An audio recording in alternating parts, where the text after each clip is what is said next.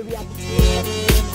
So basically, what we want to do is normally send them and let them understand that some of the realities that currently are existing as norms and cultures in society are normal and to also help them with community support and mental health programs and also therapy, coaching, spiritual support that will help marriages and broken relationships to recover and stand back. It also helps young people like me that are going through sexual pressures and problems that they do not tell people to help them bounce back and find their freedom to a life free from sexual immorality, to be a community that is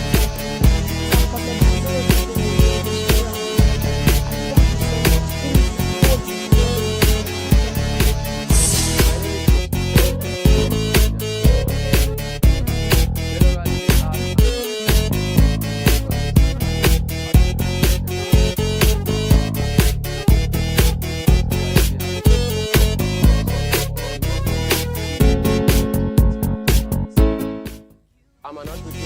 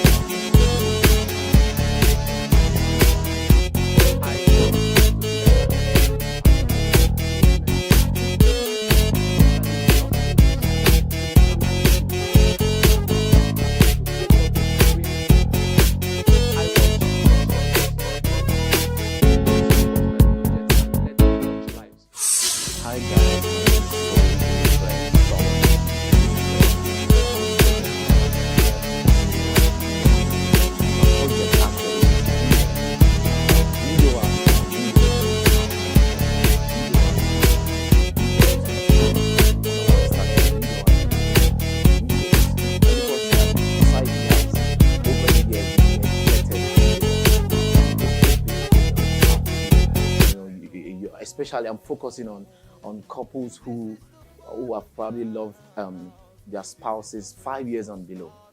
Marriages 5 years and below. Imagine being married for 3, 2, 4 years and then losing your spouse.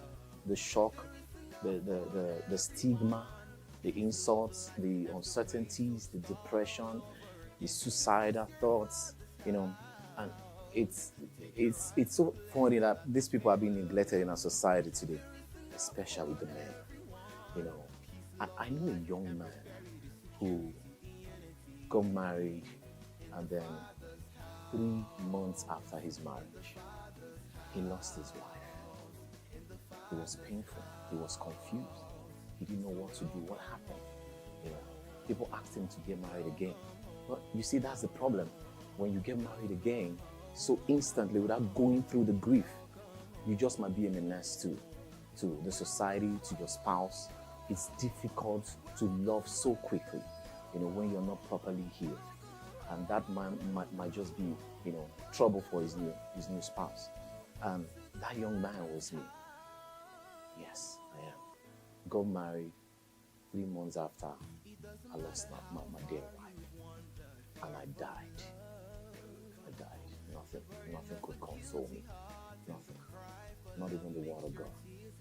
Because I went into a deep place. Why did God let it happen? Despite our fellowship. couldn't explain so many things. And I've been through my own share of the pain, the ridicule, the uncertainties, the insults. Some people even call me a ritualist. That I killed her, probably used that for money. And I don't want to get emotional, but it was a very difficult period for me. People take advantage of you. The ladies kept coming. Some people want you to get married in 6 months' time. Family members pressure you. They don't know that you're battling suicidal thoughts. I'm battling suicidal thoughts twice.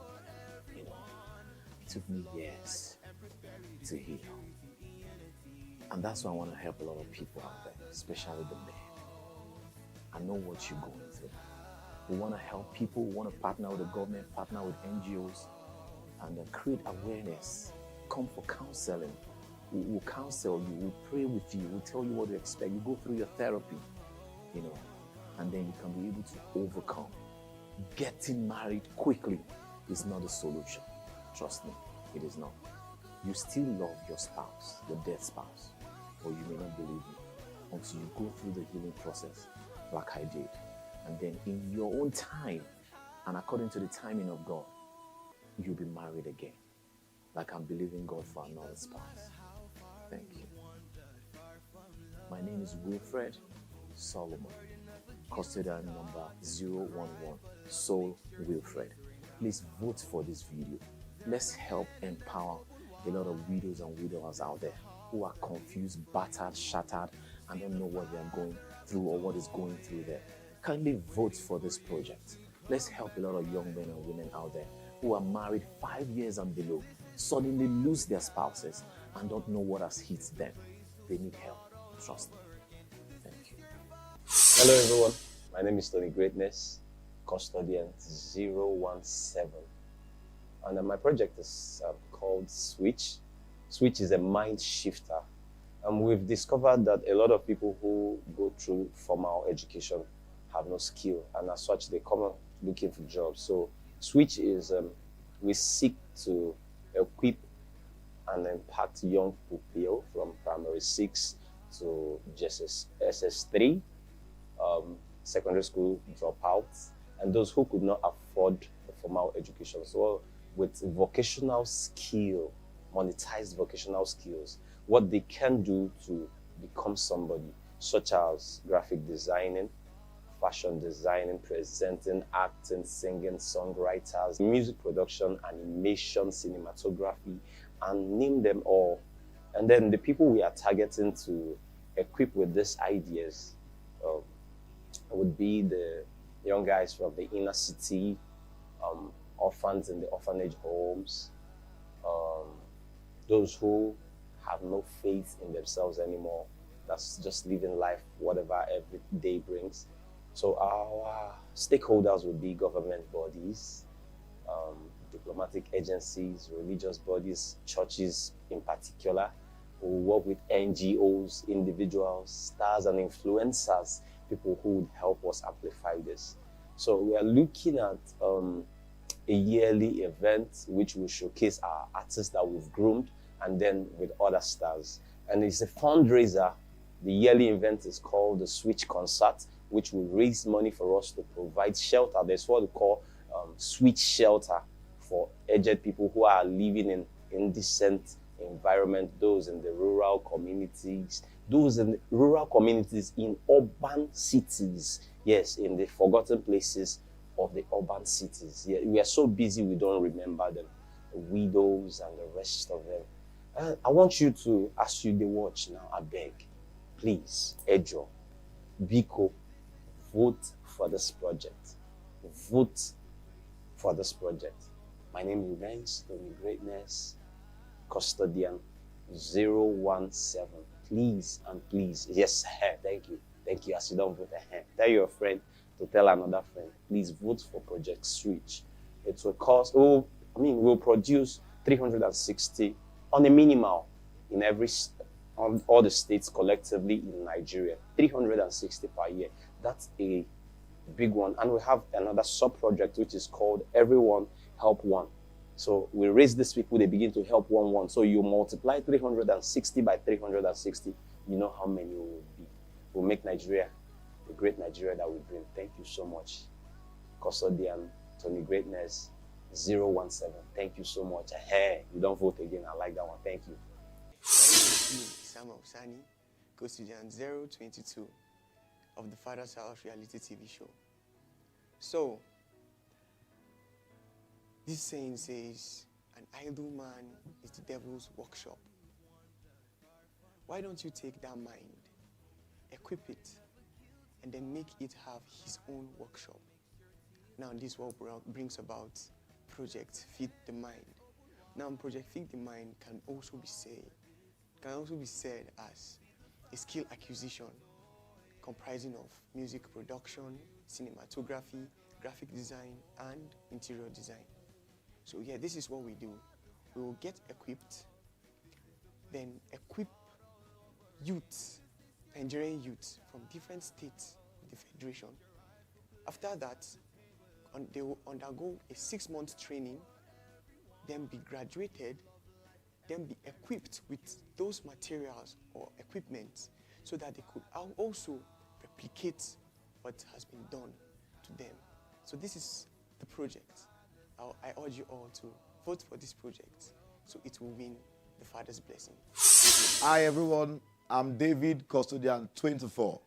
I noticed that there's a problem we're having in our nation, Nigeria, which is job unemployment, and it's really affecting every crooks and crannies of the country. And that is what brought me to this project, which I call Project Have Your Phone, Have Your POS. And somebody out there might ask, what do you mean by Project Have Your Phone, Have Your POS? We're trying to put a platform whereby a phone can be able to also have the ability which POS also have. What do we mean by that? In a phone, there's always a place where it's called a chip, where we put a SIM card, a terminal portal, where we put a SIM card. And also in a POS, we also have a portal where we put the chip of an ATM. So that POS is used for making transactions, for and rendering services for goods and services, and making payments, while the phones are used for communications. In recent time, when phones came to Africa, mostly people started opening shops for making calls and phone booths and the rest. But now it's no longer that. We only focus more on selling a phone and buying a phone. So this operation, this project,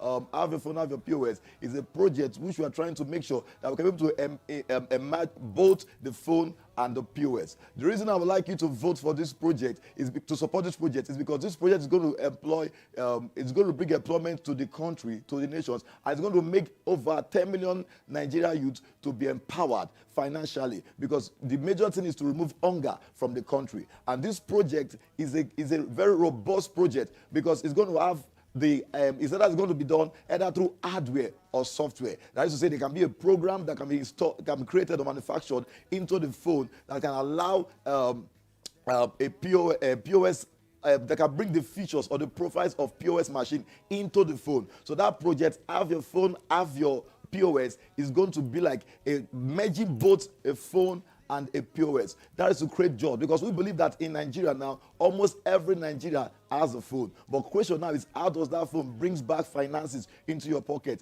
in another channel? We just talk about maybe internet, Facebook, Instagram, and all that is, but we have different dimensions and diversities of whereby we can turn this thing to become a financial revenue to us. And I believe that everybody also know what POS is used to do. POS is used for making transactions of payments for goods and services. So when these both things are being merged, it is possible to eradicate poverty in the country. So I'd like you to vote for this project. Thank you very much. Remember, I'm David, Custodian 24. My name is Mercy Ifunanya Ajike, Custodian number 016. I'm actually going to be talking about a personal project I'm working on, which is the Nigeria Fashion Talent Discovery Project. Now, this project was bettered as a result of my pain concerning the indecent dressing among our Nigerian girls today, all in the name of fashion. And number two, this project seeks to correct the mindset of Nigerians about fashion. I believe the purpose of fashion has not been discovered, and God has shown me what the purpose of fashion is. He showed me in the Bible, in Exodus chapter 28 from verse 2, where he told Moses to make garments for Aaron that would, and he stated the purpose. He said the clothes that would speak dignity and honor. And he said it will bring dignity to his work. So that's the purpose of our wares. Our wares is to speak. When you dress, your dress speaks dignity and honor. Thirdly, I've also noticed the problem of we have so many tailors littered around the streets of every state, but yet little impact. We have little impact, and these tailors are not growing, all because they are yet to understand that the fashion world has moved beyond you acquiring the skill of tailoring, knowing how to make clothes and to be able to climb machine and all. No, it has gone beyond that. It has gone into fashion designing. You're able to create designs for yourself, fashion modeling, how you're able to model your product, fashion marketing, how you're able to put your product out there. They don't know all these things, and that's why they are not growing. So this project also seeks to correct that.